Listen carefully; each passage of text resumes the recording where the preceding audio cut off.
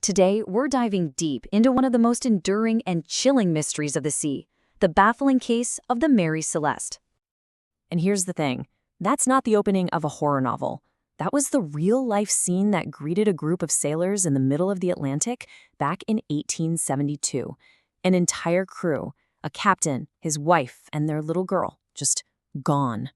So, our story really kicks off not with the disappearance itself, but with that absolutely bone-chilling moment of discovery.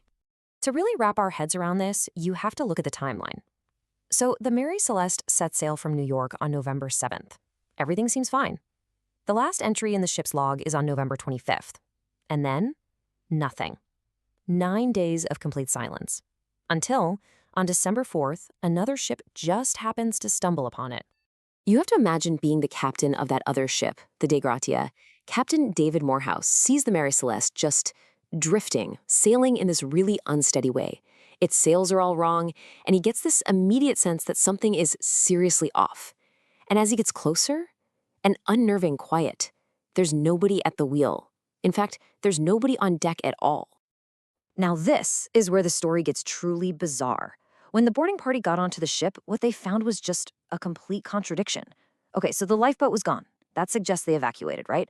But everything else was perfectly in place. The crew's personal belongings, their valuables, the ship's entire cargo, all untouched.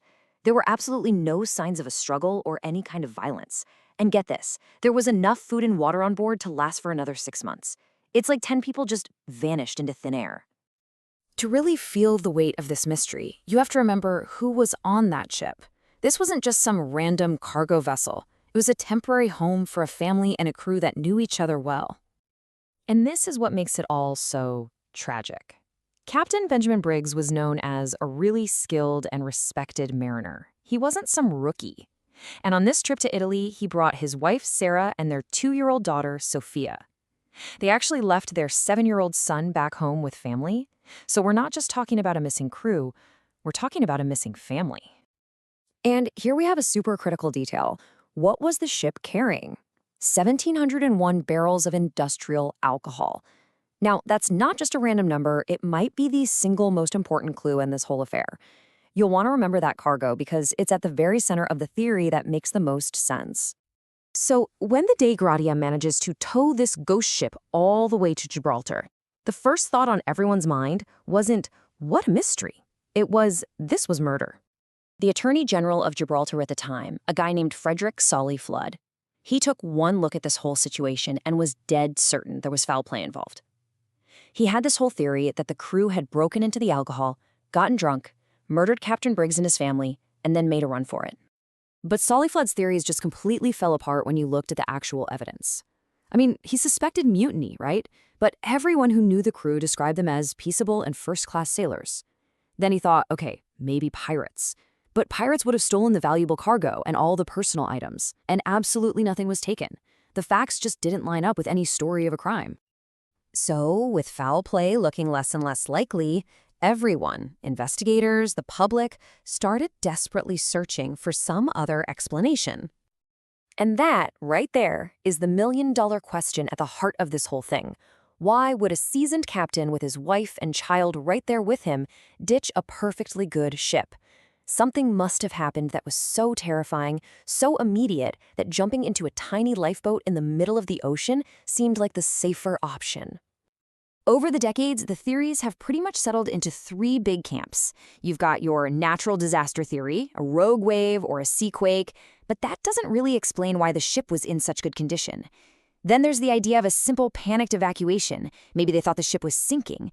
But again, for a veteran crew, that seems unlikely. And that leaves us with the most compelling theory of all, and it has to do with the cargo itself. Okay, so this is the theory that seems to tick all the boxes. It all starts with those 1701 barrels.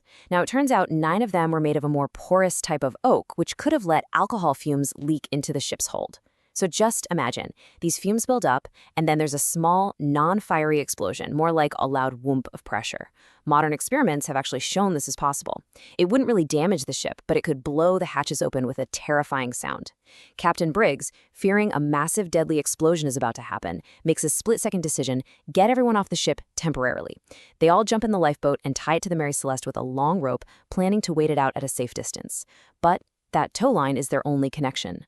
A sudden storm, a strong gust of wind, that rope snaps. And just like that, they're adrift, watching their own perfectly fine ship sail away without them. A death sentence. The story of the Mary Celeste didn't just end with the official investigation. Oh no. You could say that's where the legend was truly born.